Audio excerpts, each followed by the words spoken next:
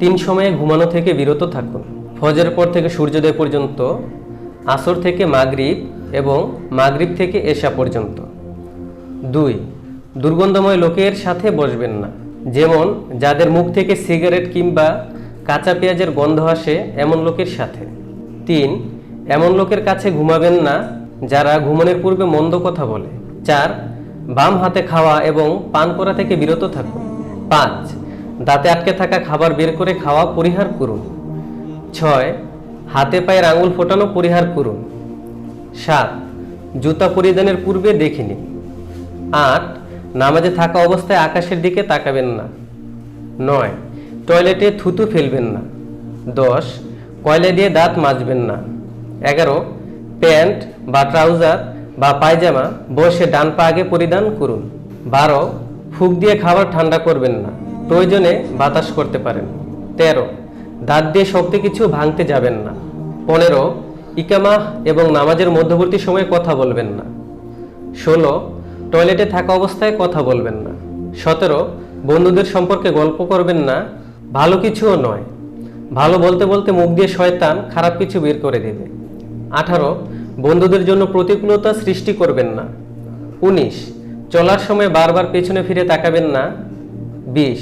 হাঁটার সময় দম্ভ করে মাটিতে পা ঠুকবেন না। 21.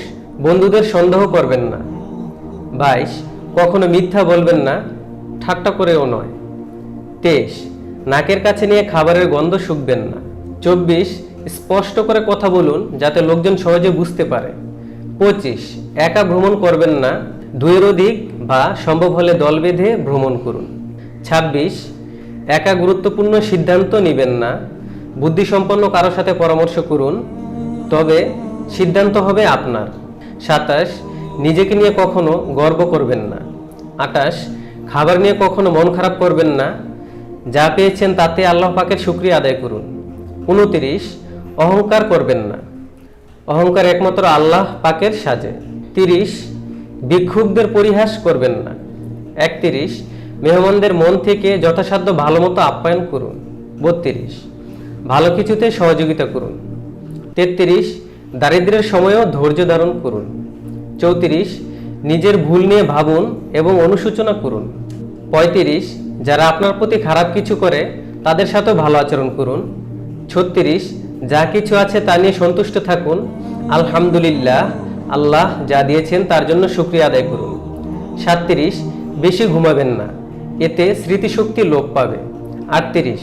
নিজের ভুলের জন্য দিনে অন্তত 100 বার আল্লাহ পাকের কাছে অনুতপ্ত হন, অর্থাৎ আস্তাগফিরুল্লাহ করুন। 39. অন্ধকারে কিছু খাবেন না। 40. মুখ ভর্তি করে খাবেন না, বাচ্চাদের কেউ মুখ ভর্তি করে খেতে দিবেন না। আল্লাহ তাআলা আমাদের সবাইকে আমল করার তৌফিক দান করুন। জাযাকাল্লাহ।